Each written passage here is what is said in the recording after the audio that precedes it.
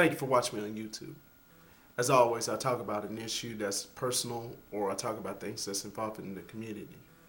On this profile alone, you usually hear me talk about things that involve something that happens with me, and I want to share my advice to you as a person-to-person contact thing. So, post your comments at the bottom, and thank you for watching me on YouTube.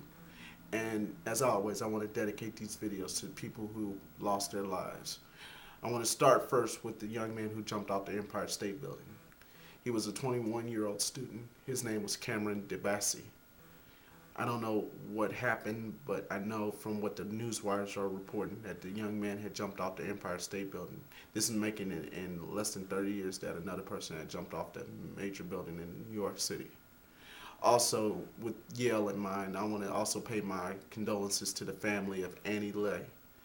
She was strangled and stuffed in a closet by one of her former classmates. She was supposed to get married last year, and this became one of those national stories. It also broke the color barrier between the missing white woman syndrome stories that you normally hear on television. And then recently in the news, we just lost a young girl who was standing and waiting for her bus. Her name was Phann. She lived in West Liberty Township down there near Cincinnati, and unfortunately, the young girl was going to turn 16 at the time of this video, so I want to just send my condolences to her and her family and the many friends who supported her. Now, on my video, I talk about being a victim. You know what being a victim feels like? Back in August of 2009, I was at my job. It was a rainy day. I was working hard, making a little bit of money to keep the lights on, to keep the food in the refrigerator, and of course try to keep my sanity together, to stay away from all the street life that most people personify people like me as. As I come home, I get off at midnight, and I realized that something wasn't right. I noticed that my laptop was stolen, my digital camera was stolen, and someone breaking into my house through the window. Now, home sweet home is always a phrase that's used for people who find their home or their apartment. I felt like I was violated, and being a victim hurts. It took me a while to cope with the loss of my laptop. I know you can never replace a life, but you can replace property.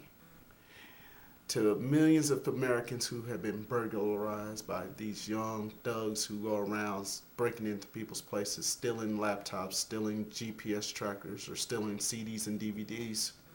This is sad, and it's really pathetic. I mean, people out here work hard for their money, and then you got people out here trying to steal for their little fix.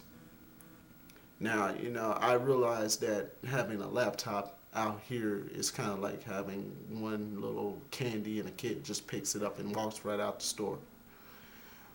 My thing here is that now, seeing that I just lost a laptop and I'm dealing with cyber bullies and cyber stalkers, and of course, with the economic recession and all this concern that's growing, mounting up, it seems that more Americans are getting prepared to use firearms.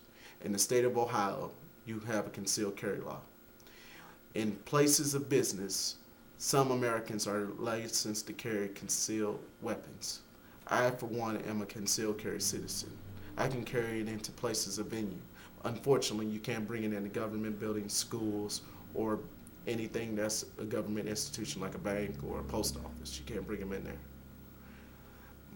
It took a few months of thinking and going to the shooting range to shoot off a couple of rounds and think to myself, maybe I should be more protective of myself. Even though I think more for peace and tranquility among us all, there are some people who just violate your peace by breaking into your home. So, I realized that without this laptop, I'm kind of useless. I still got a computer, so I still got at least some way of posting these videos for you to watch on YouTube.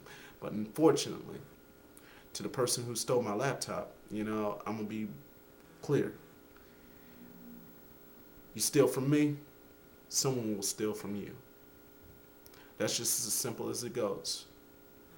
Now, I don't like always pointing out these things and going into this random rant about people doing things wrong, but this is part of America. Those who have and those who have not. The have-nots always want to steal from the haves.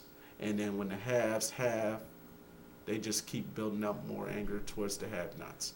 And this is probably why you got the Democrats and the Republicans, and you got the Americans and all the other people across the world. So in closing, as I go ahead and end this video, I want to say, don't be a victim. Lock your windows. Get homeowners insurance. If you got firearms, make sure you keep those firearms away from children or people who do not know how to operate guns. And to those who are died, I want to send my condolences to those.